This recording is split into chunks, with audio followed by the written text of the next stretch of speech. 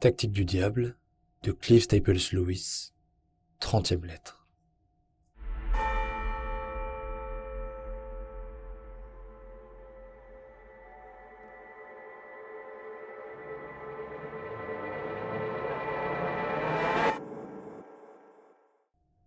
Mon cher Wormwood, je me demande parfois si tu crois avoir été envoyé dans le monde pour t'y amuser.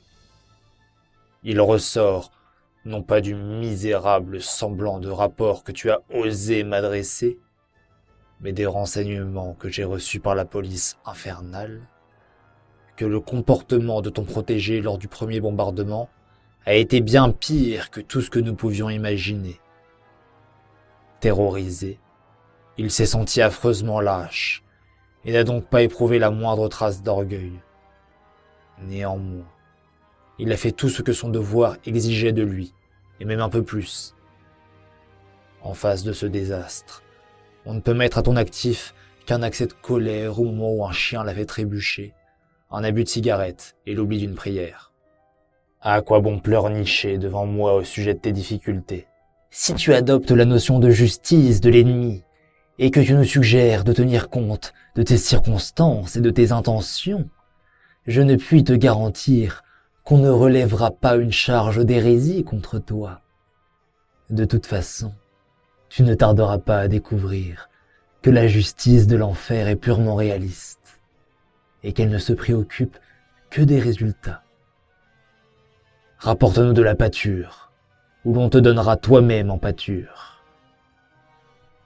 Le seul passage constructif de ta lettre est celui où tu dis que tu espères tirer profit de la fatigue de ton protégé.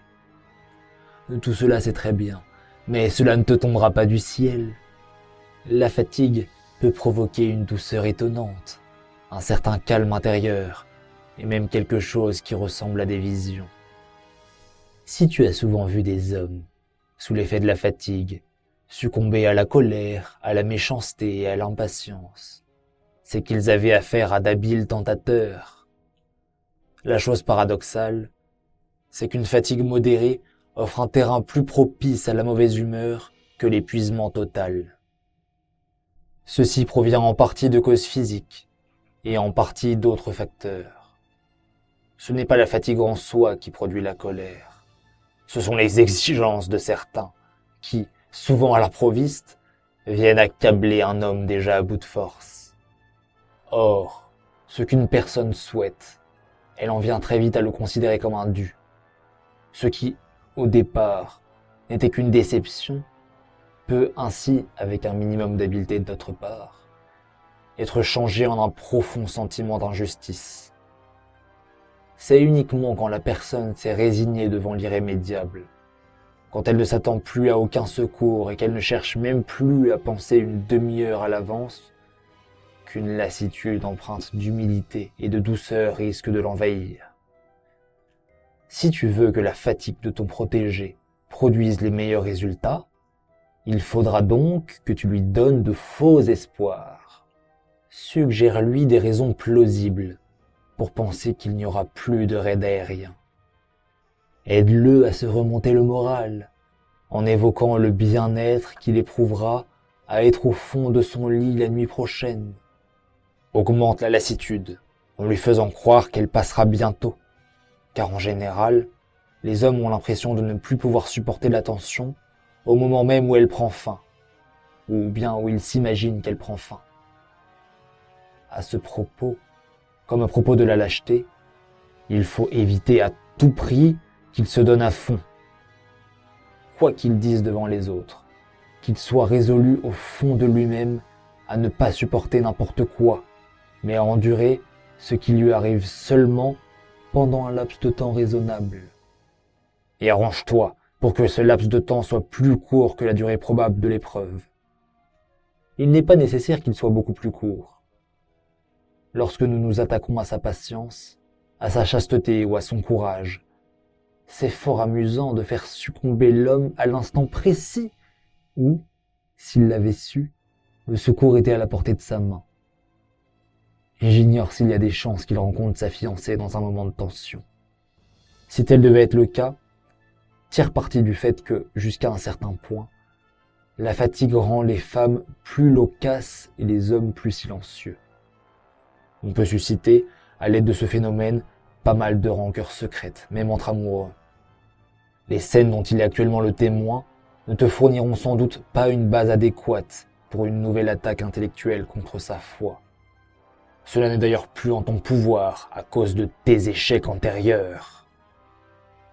Mais il reste un procédé que tu peux encore essayer pour toucher ses sentiments. Il consiste à lui faire sentir, quand il voit pour la première fois des restes humains collés contre un mur, que c'est cela la réalité, et que toute sa religion n'est qu'une illusion.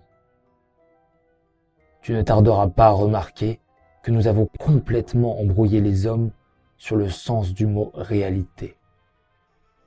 Ils se disent l'un à l'autre, en parlant d'une expérience spirituelle remarquable. Tout ce qui s'est passé en réalité, c'est que tu as entendu de la musique dans un bâtiment éclairé. Ici, réalité veut dire les simples faits matériels, détachés de tous les autres éléments de l'expérience qu'ils ont faite. Par contre, ils diront également: c'est bien beau de discuter de ce plongeon de haut vol, tandis que tu es assis dans un fauteuil, mais attends que tu sois là-haut et que tu vois ce que c'est en réalité. Ici, le mot réalité est employé dans le sens opposé, non pas pour qualifier les faits matériels, qu'ils connaissent parfaitement tout en étant assis dans leur fauteuil, mais l'effet que ces faits auront sur l'état émotionnel d'un homme. Les deux emplois du terme sont défendables, mais il nous faut tâcher de maintenir les deux simultanément pour pouvoir donner au mot réalité sa connotation émotionnelle tantôt dans tel contexte, tantôt dans tel autre, comme cela nous arrange. Voici la règle générale que nous avons assez bien établie parmi les hommes. Dans chaque expérience qui peut les rendre plus heureux ou meilleurs, seuls les faits matériels sont réels, tandis que les éléments spirituels sont tous subjectifs. Dans chaque expérience qui peut les décourager ou les corrompre, les éléments spirituels constituent la réalité, et les ignorer serait une dérobade. Ainsi, lors d'une naissance, le sang et les douleurs sont réels. La joie que l'on éprouve, purement subjective. Lors d'un décès, la terreur et la hideur de la mort révèlent ce qu'elle est en réalité. Ce que l'on trouve haïssable chez la personne que l'on est réel. En les haïssant, on voit les hommes tels qu'ils sont et on est déçu. Mais quand on trouve aimable la personne que l'on aime, on est dans une brume subjective qui cache le vrai fond d'appétit sexuel et d'intérêt économique. La guerre et la pauvreté sont réellement horribles. La paix et la prospérité sont de simples faits matériels au sujet duquel les hommes éprouvent certains sentiments.